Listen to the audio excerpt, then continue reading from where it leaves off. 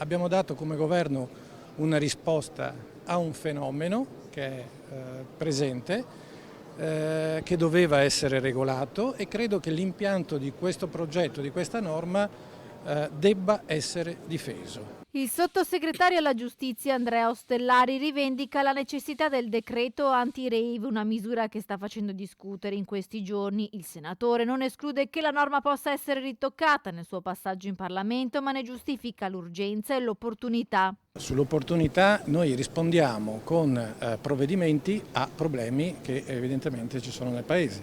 Quindi il rave party è un fenomeno che è avvenuto, che è comparso in quella circostanza, e il governo, a mio avviso, ha fatto bene ad intervenire. Quindi questo è il messaggio che vale per il Paese e per coloro che quindi si aspettano da questo Paese il rispetto delle regole.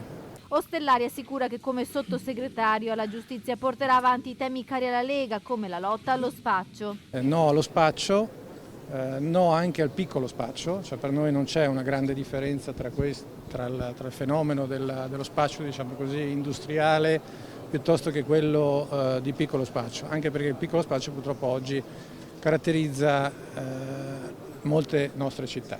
E annuncia il pugno di ferro anche contro le baby gang. Affronteremo e dovremo affrontare anche il fenomeno delle baby gang. Se ne è parlato tanto, è un altro fenomeno che va affrontato con serietà e tenendo presente che quindi va dato un messaggio chiaro ai giovani e va dato un messaggio chiaro anche ai genitori, che devono compiere un importante ruolo, che è quello dell'educazione.